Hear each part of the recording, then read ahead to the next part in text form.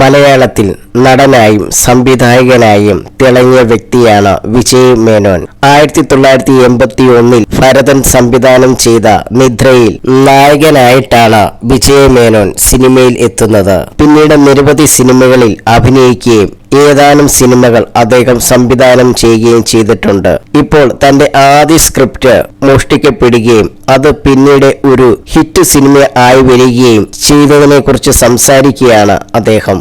Can channel മീഡിയയ്ക്ക് നൽകിയ അഭിമുഖത്തിൽ സംസാരിക്കുകയായിരുന്നു അദ്ദേഹം. എന്റെ ആദ്യ സ്ക്രിപ്റ്റിന് ഞാൻ ടൈറ്റിൽ വെച്ചത് എല്ലാം വിൽപ്പനയ്ക്ക് എന്നായിരുന്നു. അതിലേക്ക് കാസ്റ്റ് ചെയ്യാൻ ഞാൻ ആഗ്രഹിച്ച ഒരാളിന്റെ അടുത്തേക്ക് ഞാൻ ഇതുമായി പോയി. അദ്ദേഹം മലയാള സിനിമയിലെ ഒരു സംവിധായകനും ആയിരുന്നു. അദ്ദേഹത്തോട് ഞാൻ മുഴുവൻ കഥയും പറഞ്ഞു. അദ്ദേഹം കരുതിയത് ഞാൻ ഇത് ഡിസ്കസ് ചെയ്യാൻ വന്നതാണ് എന്നാണ്. ആരാണ് ലീഡ് റോൾ ചെയ്യുന്നത് എന്ന് അദ്ദേഹം എന്നോട് ചോദിച്ചു. ഞാൻ താങ്കൾ തന്നെയാണെന്ന് പറഞ്ഞു. ഭാര്യയെ സമ്മതിക്കുമോ എന്ന് തോന്നുന്നില്ല എന്ന് അപ്പോൾ അദ്ദേഹം എന്നോട് പറഞ്ഞു. അദ്ദേഹത്തിന്റെ ഭാര്യയുമായി ഞാൻ സംസാരിച്ചു. ഞാനാണെങ്കിൽ അദ്ദേഹം അഭിനയിക്കുന്നതിൽ അവർക്ക് കുഴപ്പം ഉണ്ടായിരുന്നില്ല. ഈ സമയം അദ്ദേഹം 3 മാസങ്ങൾക്ക് ശേഷം നമുക്കിത് ചെയ്യാമെന്ന് സമ്മതിച്ചു.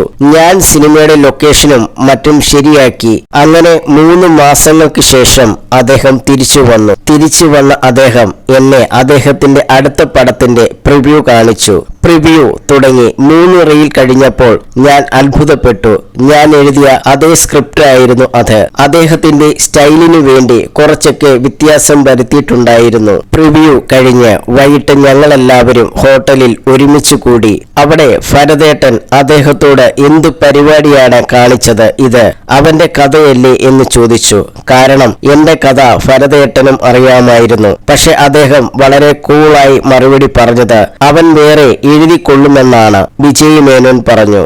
അവതാരകൻ ആവർത്തിച്ച് ചോദിച്ചെങ്കിലും ആ സിനിമയുടെ സംവിധായകന്റെയോ അതിൽ അഭിനയിച്ചവരുടെയോ പേരുകൾ വ്യക്തമാക്കാൻ വിജയ് മേനോൻ തയ്യാറായില്ല. ആ സിനിമ വലിയ ഹിറ്റായെന്നും അത് കോപ്പിയടിയായിരുന്നില്ല, മോഷണം തന്നെയായിരുന്നുവെന്നും അദ്ദേഹം പറഞ്ഞു.